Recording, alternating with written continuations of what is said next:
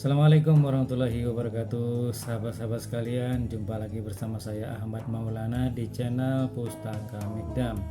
Dan kali ini kita akan melihat 5 alasan kedua kenapa kita memilih pondok pesantren sebagai lembaga pendidikan bagi anak-anak kita, yang termaktub dalam buku 50 alasan memilih pondok pesantren ya.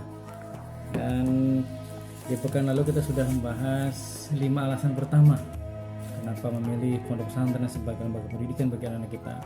Dan kali ini insya Allah kita akan lihat 5 alasan kedua, apa-apa saja yang menjadi alasan kita memilih pondok pesantren sebagai lembaga pendidikan bagi anak-anak kita.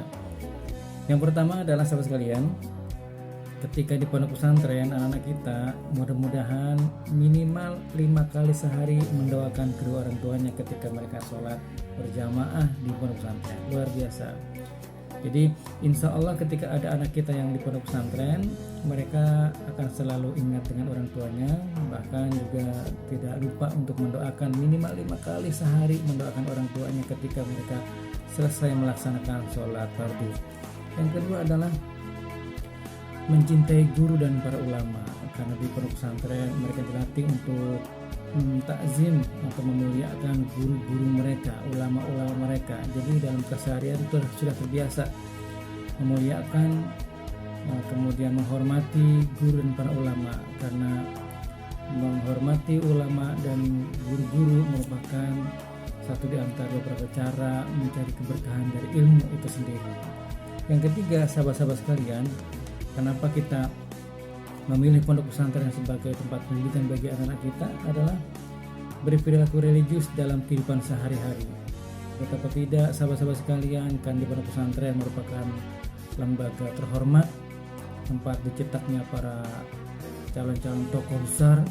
Maka dimulai dari keseharian mereka harus berperilaku religius, menutup aurat, berbicara sopan, dan berperilaku yang terpuji, insya Allah, mudah-mudahan.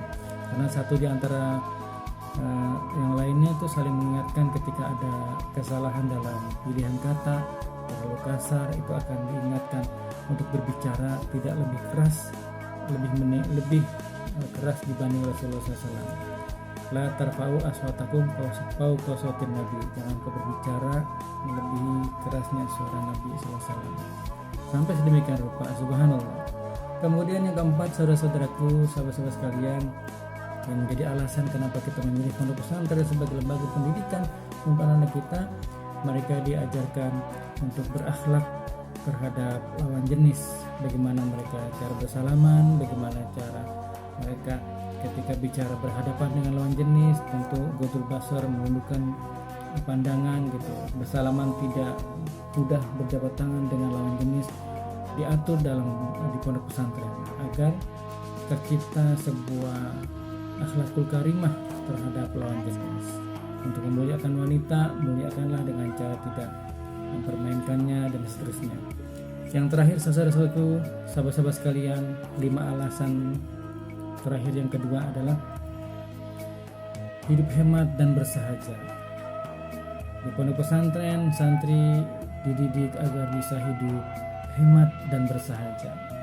Apa yang ada disyukuri dan tidak terlalu banyak mengkonsumsi hal-hal yang mubah, apalagi na'udzubillah sangat dilarang untuk mengkonsumsi hal yang haram, agar dicerdaskan otaknya, diterangkan hatinya, dimudahkan dalam hafal, daya ingat dan daya serapnya dikuatkan Allah Subhanahu wa taala dengan tidak banyak mengkonsumsi makanan yang memang sesungguhnya dibolehkan, tapi justru di pesantren dilatih, dididik untuk bisa saum sunnah setiap Senin Kamis. Insya Allah ini akan bisa lebih mencerdaskan anak-anak kita di pondok pesantren.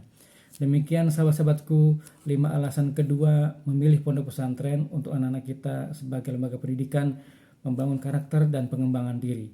Assalamualaikum warahmatullahi wabarakatuh.